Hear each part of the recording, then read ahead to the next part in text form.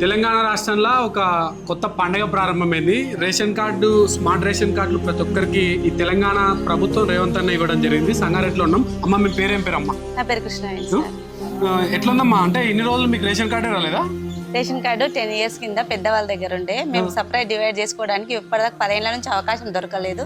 10 ఏళ్ల నుంచి రాలేదు అవకాశం. ఇప్పుడు పెట్టుకోగానే ఈ నెల వచ్చింది. మాకు మా రేవంత్ అన్న చేతుల మీదుగా తీసుకోవడం చాలా సంతోషంగా ఉంది. చాలా మంది ఆ బియ్యం ముఖ్యంగా బీఆర్ఎస్ వాళ్ళే, నేను మీకు చెప్తున్నా, బియ్యం బాలేవు, అంత పాలించేసి నిజమేనమ్మా? లేదు సార్, సన్న బియ్యమే మేము వండుకొని తింటున్నాను కాబట్టి చెప్తున్నాం. బాగానే ఉన్నాయి, మంచిగా ఉన్నాయి బియ్యం అయితే. సన్న బియ్యమే అవి, దొడ్డు బియ్యం అని అవి ఇవన్నీ కాదు.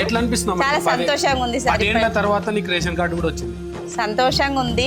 మరి సన్న బియ్యం ఉంది. ఇది వరకు దొడ్డు బియ్యము ఎవరికో కోళ్ళకో దేనికో ఎవరికో ఇచ్చేవాళ్ళు, అమ్ముకునే వాళ్ళు. కానీ ఇప్పుడైతే అందరు కూడా మాక్సిమం తింటున్నాము.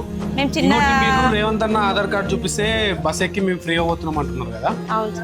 మరి చాలా మంది కొంతమంది ఈ ఫ్రీ బస్ తీసేయాలని మెయిన్ బీఆర్ఎస్ వాళ్ళే అంటున్నాం. మాకైతే నా ఒపీనియన్ అయితే నేను చాలా వరకు యూజ్ చేసుకుంటున్నాను సార్. ఆధార్ కార్డు వల్లగా బస్సు ఎక్కడం వల్ల నేను బయటికి వెళ్ళడానికి దేనికైనా సరే నేను ఆ కార్డు చూపించి వెళ్తున్నాను కాబట్టి నా వరకు నాకు చాలా సంతోషంగానే ఉంది.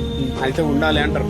ఉండాలని అనుకుంటున్నాను సార్. అంటే కొందరు ఏం చెప్తున్నారంటే వీళ్ళకి ఆడవాళ్ళకి పని లేదు, ఏం లేదు, ఒక టైం పాస్ కి తిరగనికపోతారు. అట్లా ఏం లేదు సార్, అట్లేం లేదు. అంటే అవసరాలకి ప్రతిదానికి భర్త చేతిలో ఆధారపడకుండా, డబ్బులు లేకుండా కూడా అనే డబ్బులు లేవు కదా బయటికి పంపించాలి అది ఇది ఇప్పుడు నేను ఇవ్వను అనకుండా ఆధార్ కార్డును చూసి మేము బయటకు వెళ్ళగలుగుతున్నాం. అమ్మ, ఇంకోటి మీరు మహిళా గ్రూపుల్లో ఉన్నారు? ఉన్నాను సార్, చిన్న సంఘం. ఏమన్నా లోన్లు అవి వస్తున్నాయి సార్. అంటే రేవంత్ అన్న ఏమంటున్నా అంటే నేను మహిళలకు కోటీశ్వరం చేస్తాను, ఆ విధంగా మీకు ఏమన్నా అందుతున్నాయా? అందుతున్నాయి సార్. చిన్న సంఘంలో ప్రతి మహిళకు కూడా లక్షాధికారిగా చేస్తా ఉంది కదా సార్. కంపల్సరీ లోన్లు వస్తున్నాయి మాకు అందరికి కూడా. ఏం చేసుకుంటున్నారమ్మా లోన్లని? వ్యాపార అభివృద్ధికి సార్. ఇప్పుడు నేనున్నాను, ఒక పాల వ్యాపారం పెట్టుకున్నాను. ఆ లోన్ తోటే పాల వ్యాపారం పెట్టుకున్నాను. చిన్న టెంట్ హౌస్ కూడా స్టార్ట్ చేసిన దానికి కూడా నేను ఫస్ట్ 30,000 నుంచి 50,000, ₹1,00,000 అట్లా.